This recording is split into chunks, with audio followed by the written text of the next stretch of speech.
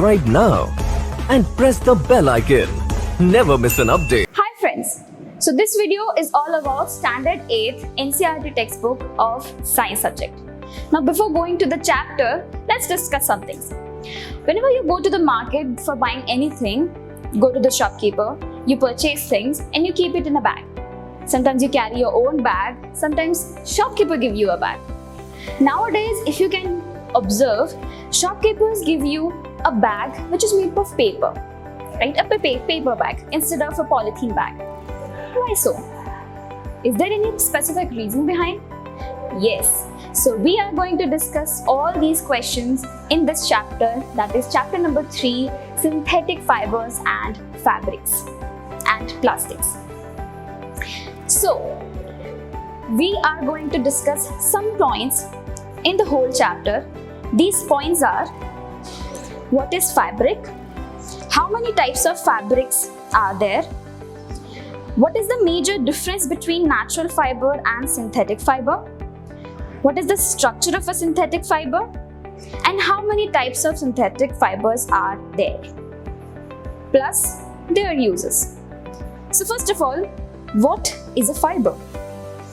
Long strands of molecules intervening form a linear string-like structure is known as a fiber.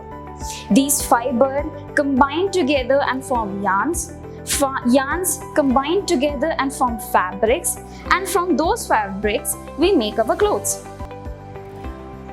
There are majorly two types of fibers.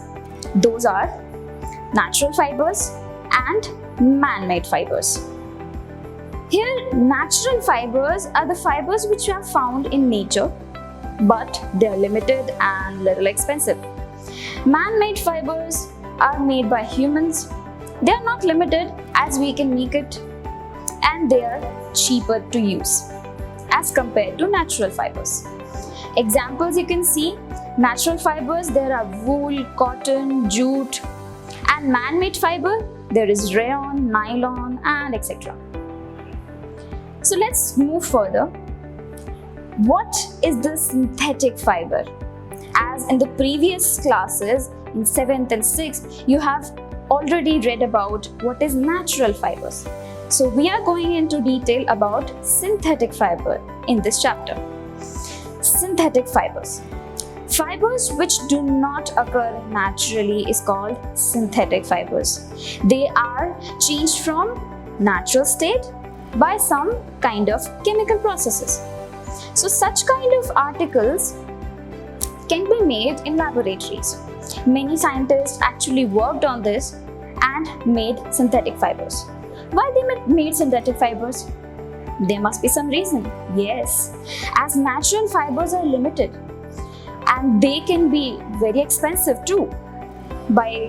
As you can see the example like wool, silk, they're a little expensive. So that's why scientists worked hard and they made a fiber in their laboratory. These fibers were made from small units linked with each other and forming a longer chain. These small units were called as monomers, and these monomers combine together to form a polymer. As you can see in the structure here, monomer is a single unit, polymer is a long chain of those single units. Let's move further. Now these monomers, when linked and form a polymer, can be formed in two ways. The polymer can be formed in these two ways. First is linear chain linkage and second is crossed linkage. In linear chain linkage, the monomers are linked with each other in a single line. But in cross linkage, they are linked in a branched manner. So let's move to the types of synthetic fibers. There are many types of synthetic fibers, but we are concentrating on some of them. First is rayon. Now as you can see on the screen, rayon is used to make ties and many such kind of luster objects. The things which have luster in it are made from rayon. Rayon is actually having a similar structure like silk. It is also called as artificial silk, but it is made from wood pulp. Yes, so wood is being processed in alkaline solution and then it is made to silk. It is cheaper than the original natural silk which we get from silk moth, and it can be used to dye many types of different colors. The second type of synthetic fiber is nylon. Nylon is the first artificial fiber. It was made from coal, water and air. Can you imagine a material made from coal, water and air? Yes, strongest fiber it is. Strongest synthetic fiber. It is lighter in weight, it is wrinkle free, and it is used in many sportswears, plus sleeping bags and toothbrushes, and wherever the strongness is important in the utensils. The third type is polyester. Polyester is made from repeating unit of esters. Ester is a type of chemical. It can be drawn in thin filaments. It is very easy to wash. It can blend in other fibers and can make things like polywool, which is a combination of polyester and wool, and other things like polycot, which is a combination of polyester plus cotton. It is also used in making pants, bed sheets and the cushions. Yes, inside the cushion you can see the fluffiness. That fluffiness is because of this polyester. The other type is acrylic. Now this is an artificial wool. It is as soft as wool. It is as cheaper as other synthetic materials. Cheaper than natural wool. It is also durable as compared to the natural wool, but one disadvantage is it is not able to absorb sweat. So this artificial wool is used to make woolen clothes like hand gloves, sweaters, jackets, as you can see in the screen. Next is the plastics. This is the last topic of types of synthetic fibers. Plastics are widely used in everyday life. As you can observe around yourself that many things are made from plastics. But these all types of plastics are categorized into two types. One is thermoplastics and another is thermosetting plastics. Now by the word itself you can understand many things. Let's go into the deep. Thermoplastics. Thermoplastics are the one which can be deformed or softened or can be molded in another shape on heating. They can be recycled also. That's why they are used for making polythene, PVC pipes, and they are also used in toys and combs, wires, etc. Other type of plastic is thermosetting plastic. Now this type of plastic are ones which once molded cannot be deformed on heating easily. So they are made once. So that's why they are not able to recycle also. They are generally break whenever force or high heat is applied. For example, bakelite and melamine are the two types of thermosetting plastics. These are used to make microwave containers, handles of the cookwares and many more. So this was all about the types of plastics, the types of synthetic fibers. Now, why we need this type of plastics? As plastic is having very special characteristics, that's why we use plastic in everyday life. Characteristics like they are non-reactive to acids, non-reactive to bases, non-reactive to other types of chemicals. They are also poor conductor of electricity. They cannot conduct electricity easily. and their thermal conductivity is less also.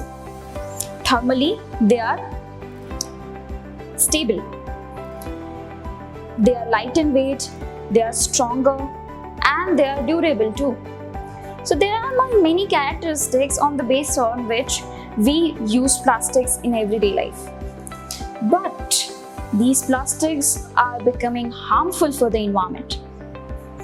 As plastics cannot be decomposed, that means they cannot be recycled, they cannot be used, they cannot be decomposed by the action of any kind of microorganisms.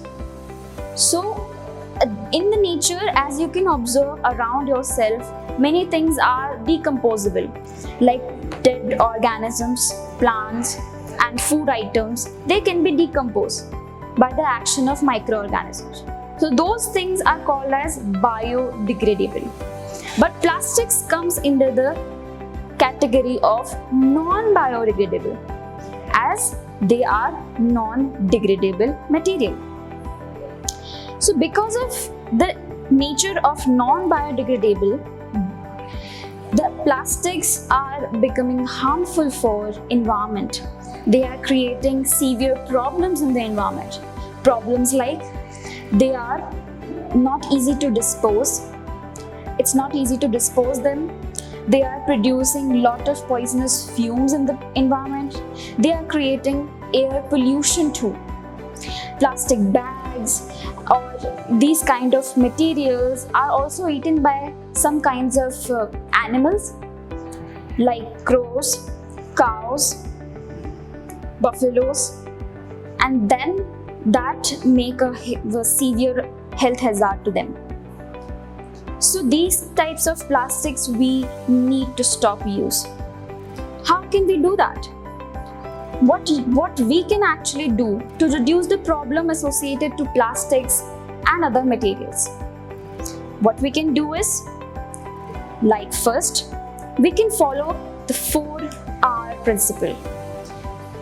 The 4R principle is recover, reduce, reuse, and recycle. By using these 4 methods, wherever anything which can be reduced to some extent, we can reduce the use of that thing. For example, one polythene can be used further again and again after each use. So, by doing this, we can reduce the amount of polythene bags that we purchase from outside. Again, these things can be reused. Once used, can again be reused. So, we can follow the second principle also.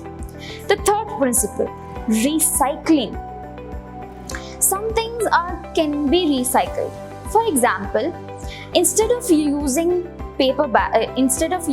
plastic bags, we can use paper bags, which can be recycled. So the recycling process can happen and we can reduce the amount of plastics in the environment. So by using these types of things, we can further look after the environment hazards that are produced by plastic use. So let's take a step beyond this and keep an oath that we should reduce, recycle, and reuse the plastic materials that we are using, and we can reduce the materials, replace the materials to the other natural things.